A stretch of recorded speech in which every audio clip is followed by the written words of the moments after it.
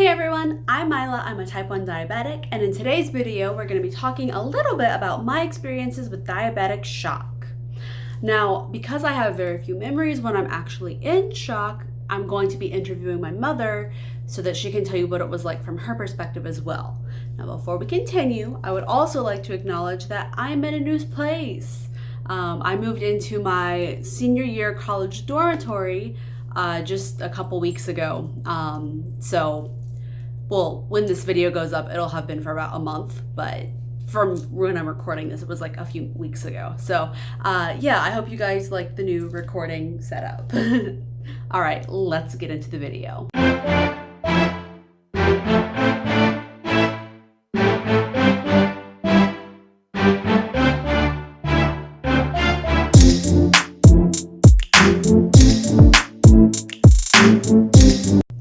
So I know I wasn't really sure what diabetic shock was before the summer when I went into it a couple of times and had people around me to tell me what was going on.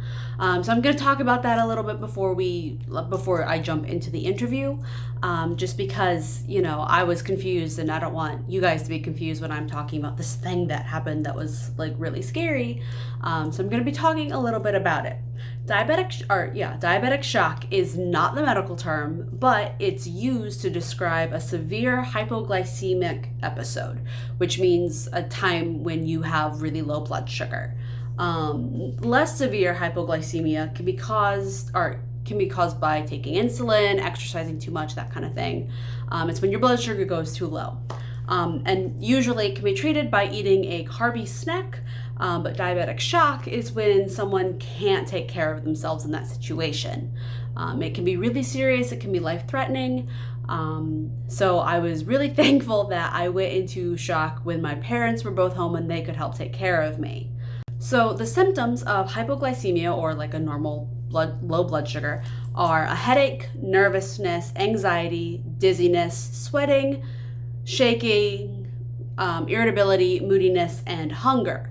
So I have a list, of course, over to the side, and that's why I was like looking over there reading. So the signs of severe hypoglycemia or diabetic shock are blurry or double vision, seizures, convulsions, drowsiness, losing consciousness, slurred speech, trouble speaking, confusion, jerky movements, and clumsiness. All right, hi guys, this is my mom. Hi. She is the one who found me when I went into a diabetic shock. So I'm going to be interviewing her today to figure out like what was going on, because I really don't remember it that well. I was kind of out of it for several hours. So we're going to interview my mom, but Mom, how was I acting the day of the diabetic shock before I went into the diabetic shock? Was it like a normal day for me? Was I a super low energy? Like, what was going on? It was normal the first part of the day, and then you acted like you were just sleepy and tired, like you'd been doing a lot of things, and then you just needed a nap. So you lay down on your bed, and I'm thinking, oh, she's taking a nap. And I'm working on the computer, and then I decided I needed to ask her a question. And you wouldn't wake up. Had I been doing a lot of stuff that day? Had I been like working out hardcore? Because I look like the type of person to do that. Had I been like gardening? Had I been like, I don't know. No. Okay. You'd been on your computer some and you played with the cat, but no. Okay. So what did I look like when you found me? Because you mentioned that I wasn't responding and I was in bed and stuff. But what did I look like? When I first saw you, you looked like you were sleeping. You were taking a nap. And so I said your name. Nothing. You were still breathing. I could see your chest moving. I shook your shoulder. Nothing. You scared me.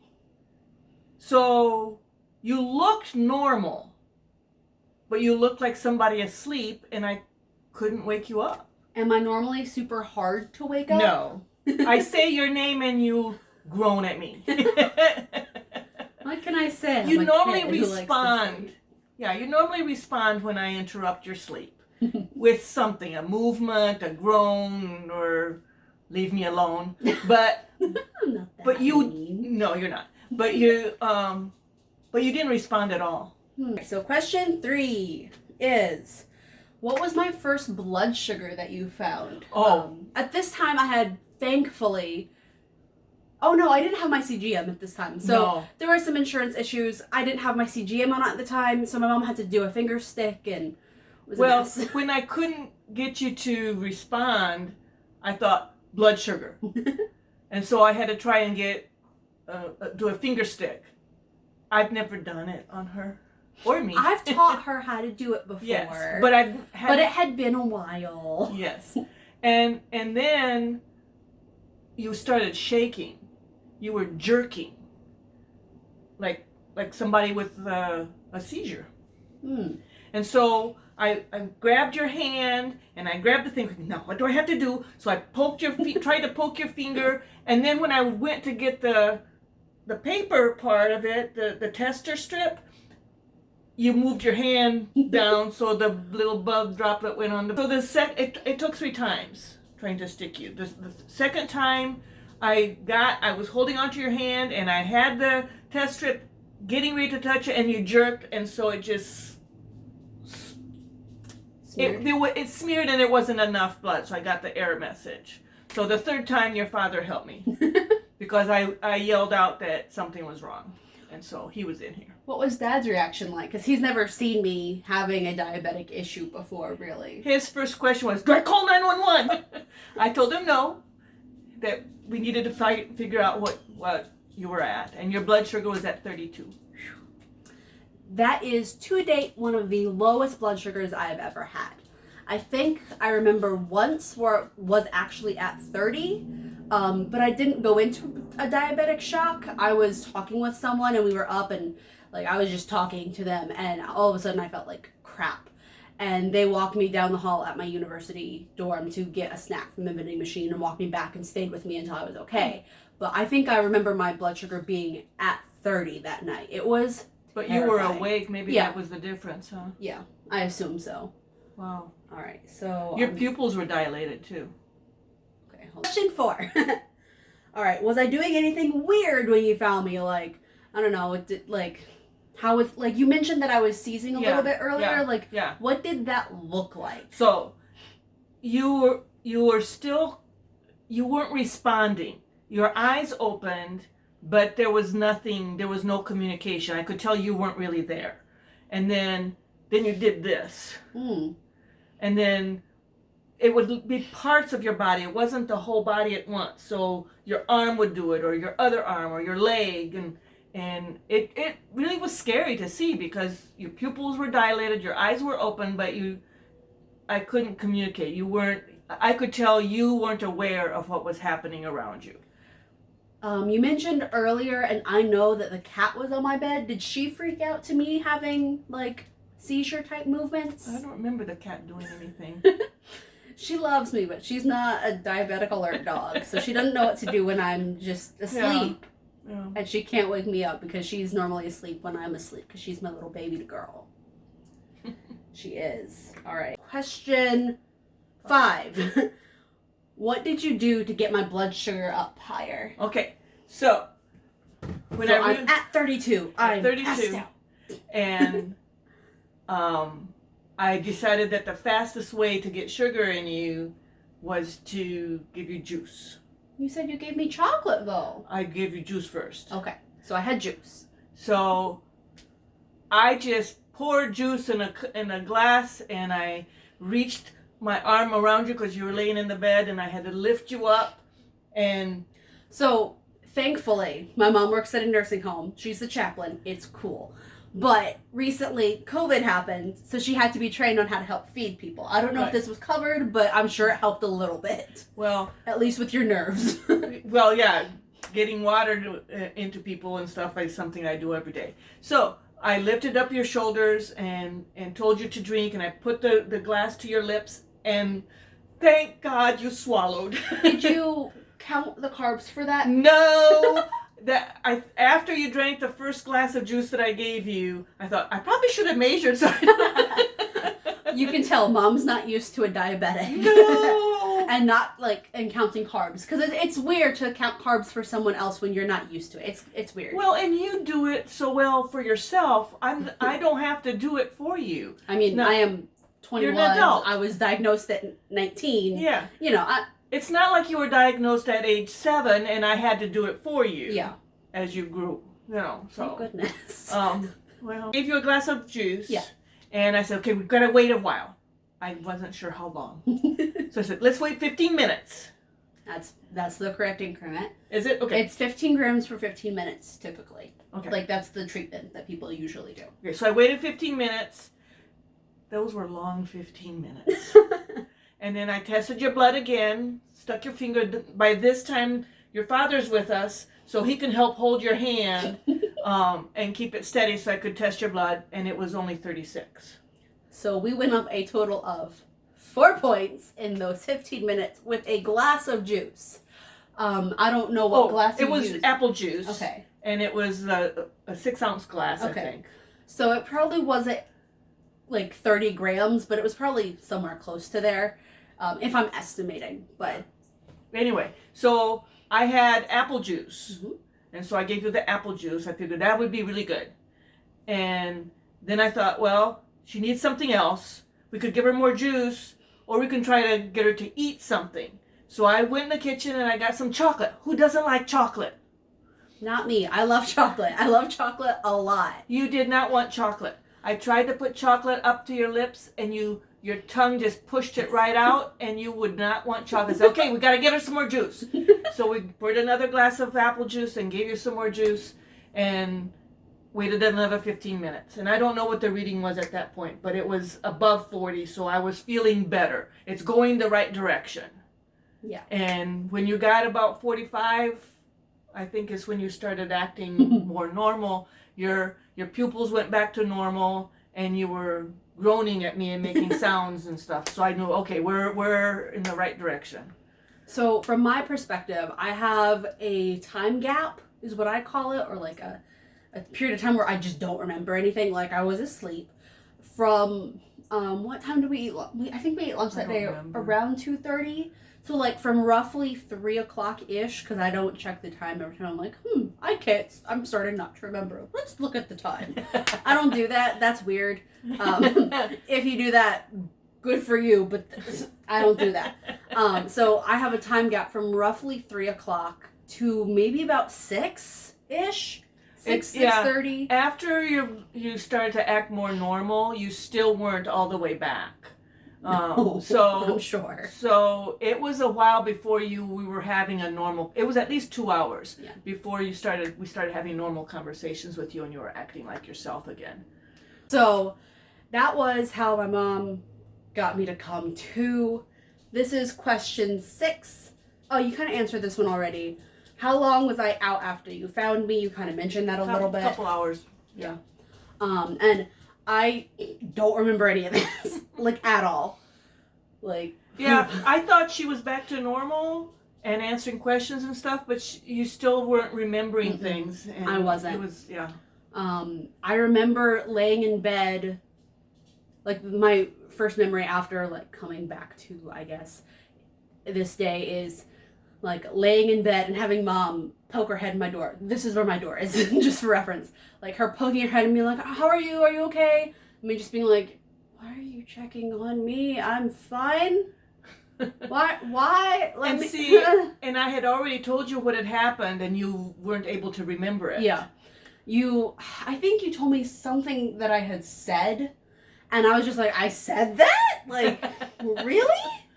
And then I think you mentioned to me that I had been, like, shaking and stuff. Yeah. And I was like, really? Yeah. Me? Person who does not have epilepsy? Me? Couldn't be. Not at all. Nope, not at all. Didn't happen. All right, so question 7. Did you know what diabetic shock was before this incident? I've heard about it. I had heard about it. I had read about it. I had no clue what it looked like. So I didn't know what was going on for a while. For the record, I'm the person with diabetes, and I hadn't read about it. No endocrinologist had talked to me about it, like, ever before this. I had to Google my symptoms to figure out what was going on with me. And I was like, Mom, I think it's this. And she was like, oh, yeah, that sounds about right. So, I guess my last question, question 8, is what would you tell other parents of young kids and other diabetics about diabetic shock so that it's easier to recognize and they can kind of know what's going on? And then I'll answer it too because I have a few things that I want to say about it. I think number one is when they start acting differently than they normally do. You don't normally take naps in the middle of the afternoon. I'm not a nap taker. I hardly ever take naps. Naps are not my thing. And I didn't catch on right away that was abnormal. I thought, oh, well, that's interesting. She's doing something different. I didn't think twice. If I had thought a little bit longer about it, I would have known it sooner, and your blood sugar wouldn't have gotten that low. But I mean, you were also doing something else. I was doing something else, yeah. She's not my nurse. She's not my nurse. Right. And that's fine. I don't have a nurse that's like specifically like with me all the time, and I don't need one.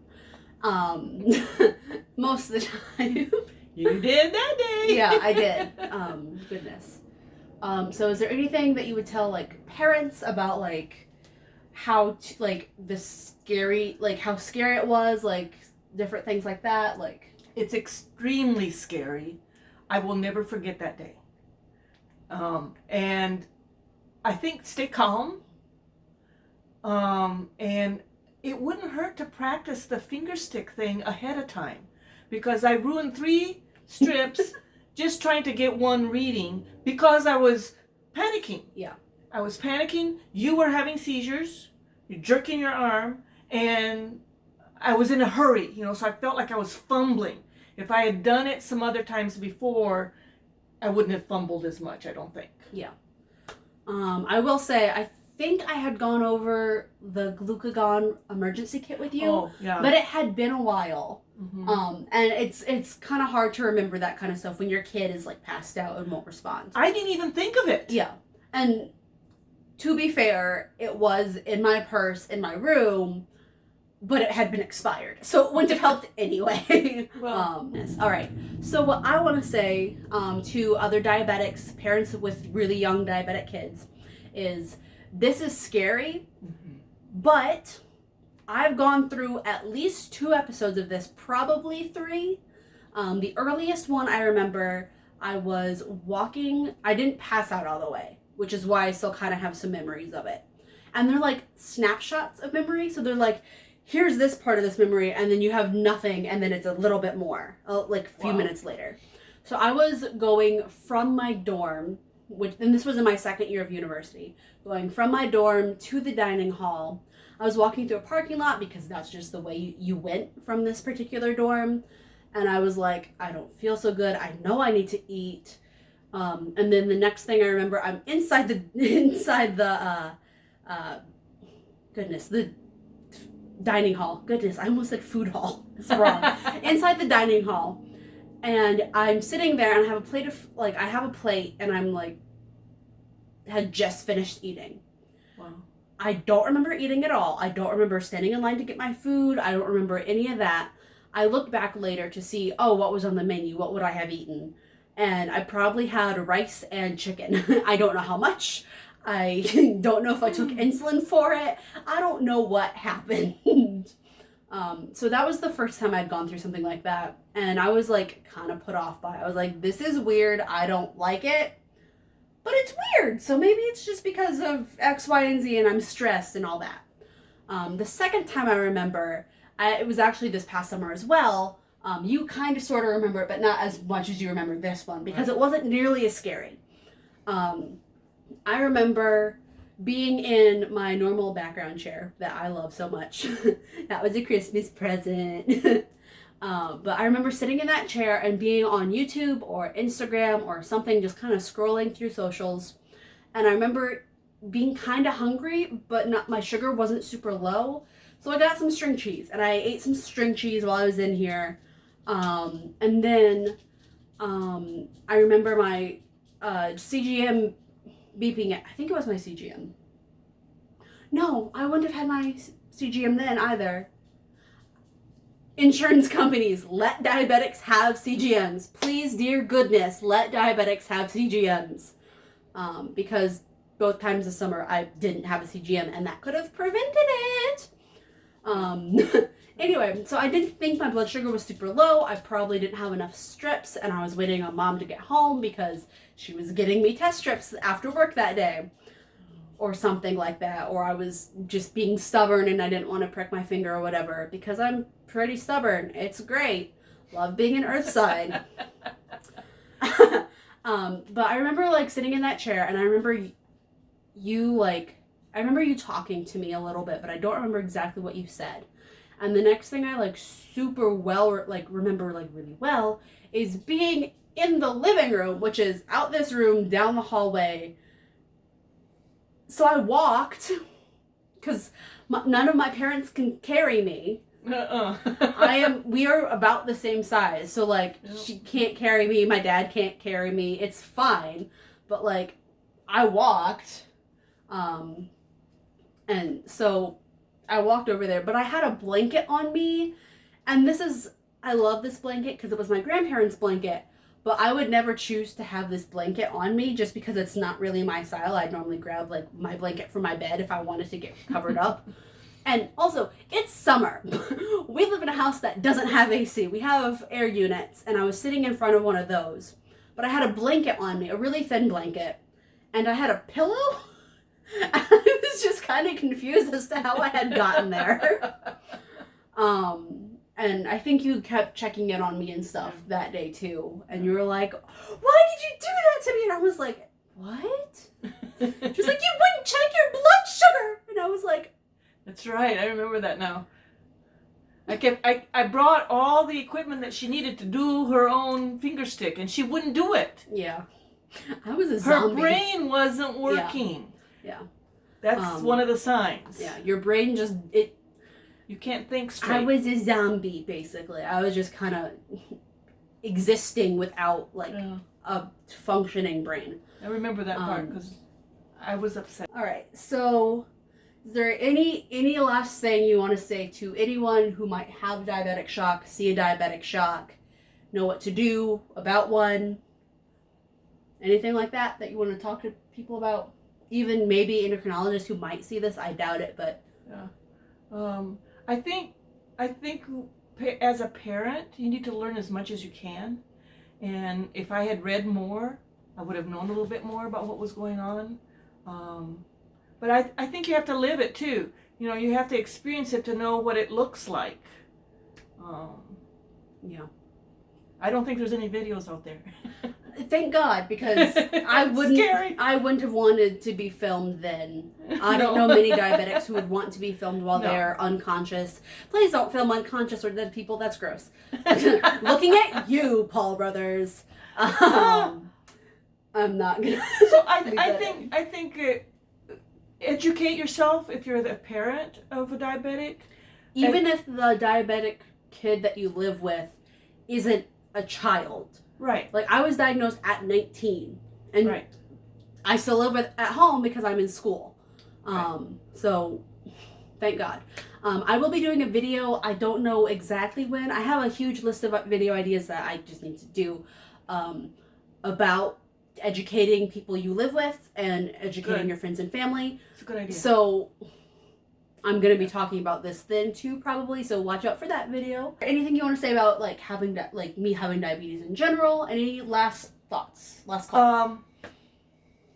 Be ready to fight with the insurance companies. Yeah. I have been in tears more times than I can count, just dealing with insurance companies. 1 minute saying they're going to cover the insulin, the next minute they're saying they're not. And when insurance is tied to your employer, which ours is, and the employer switches companies, you have to go through the whole thing all over again and getting approval for all the different drugs that a diabetic person needs. And when you switch insurance companies, the insulin that's been working the best, they might not cover, which is what happened to us. Yeah. So be ready for a fight. Mm-hmm. It's not fun. No, it's really not. And it's not fair. No, it's really not. I'm repeating myself. I'm a little parrot. It's great. I think I'm going to do a video also about that. I think I have that written down on my list. If not, it'll be added to the list. I'm pretty sure I have it on the list though. I'm really passionate about insurance companies and how they treat patients as money bags and dollar signs rather than people. That's kind of the reason why I want to sort of go into public health. So that's what we're going with. For now, I don't know. Everything's kind of turbulent right now, especially with COVID. But yeah. I think that's it. So that's kind of what inspired me a little bit to make this series, this whole channel. I want to be able to do the research, learn about it, and then help other people learn about it, because scientific literature can be really tricky to like read and comb through. And I know I have experience with it because I am in college and I'm a bio major, you know, like I know I have experience reading scientific literature, so I want to, you know, help other people understand what, you know, the science says, because it can be hard to understand that sometimes. And I get that because I've had to slog through it for 3 years. I'm starting my 4th right now. I don't want other people to feel lost and confused about stuff that's going on with them that maybe they didn't get to cover when they were, you know, first diagnosed. And I know I was super scared, and like I don't want other people to feel like that. So yeah. So before I go, I do want to say that I'll be making another video about this. It'll be a little bit more information about diabetic shock, as I realized the introduction that I did at the beginning of this video was really short and not the most helpful thing in the world, just because it was short and I wanted to give a little bit of background as to what was going on before I, you know, had an interview with my mom about it. And I'll actually talk about like how to treat someone with shock, and that kind of stuff. So be on the lookout for that video. It'll be coming to this channel soon-ish. I'll have to, you know, look at where I can schedule that in, because, you know, I'm in college and have classes to take. So thank you so much for watching. If you want to learn more about diabetes from a patient perspective, please subscribe below. As always, I will see you all in a couple of weeks. Stay healthy. Bye.